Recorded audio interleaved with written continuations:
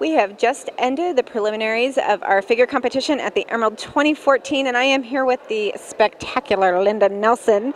As you can see from looking at this competitor, she has been doing this for quite some time. Not her first rodeo here.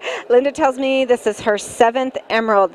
Linda, how did you begin in the fitness industry and get to this point? Because it looks like you've been working hard for a long time. Well, Tammy, that's kind of an interesting story.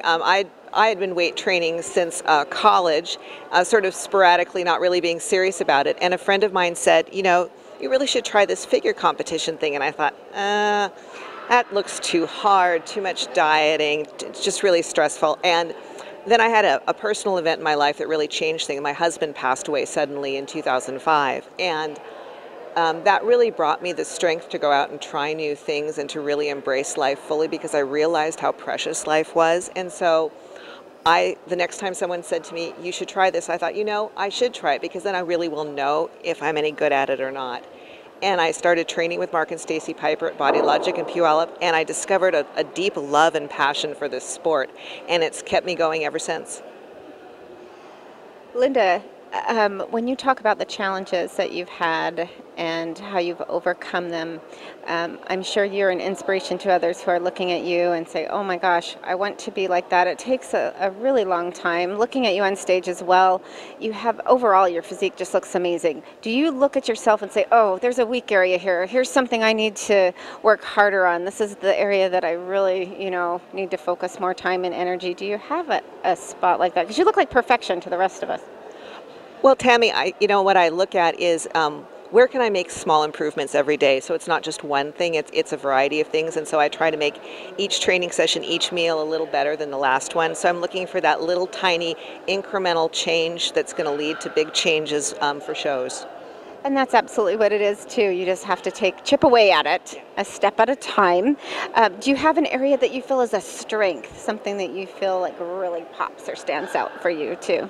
Well, I think my favorite part to train is my back. I've been naturally blessed with a lovely back, and so it's just fun to train. I think it's funny that Linda says that, because actually I was visiting with someone that I don't know as we were watching you, and that's exactly what we said. Look at that back, though. Your back was amazing. Thank you. So, Linda, do you have any gym pet peeves, anything that drives you crazy as you're training out there? I think the biggest pet peeve I have is people that don't pick up their weights after themselves. That whole camping thing, you should leave the campsite in the same or better fashion than you saw it. And I look at these folks, I'm like, really? You had to leave like 5 plates on there? Really? It seems like that is a universal pet peeve, because it happens everywhere. It doesn't matter where you train, it seems to be a problem. Well, it's good to know it's a universal trait. I mean, it brings us all together as mankind, I guess, the pet peeve about the weight room. So you've been training hard and dieting hard. I imagine you're going out for a little bit of fun with food tonight. Anything special on the menu? I don't do a whole lot special on the menu. Do you really want to know? Because this is kind of embarrassing. Okay. What I'm really looking forward to is a big plate of liver. Liver? I'm a really big fan of liver. And so I haven't had any, so I'm really looking forward to some sauteed in some butter with some mushrooms. That still sounds relatively healthy to me. Like I said, I don't really deviate a whole lot. Which is why you look the way you do with those fabulous abs popping. Maybe I need to get me some liver. Now I know the secret. Linda, do you have any advice for women who are just starting in the sport that may feel like, as you said, that's too hard? I don't know if I can do that.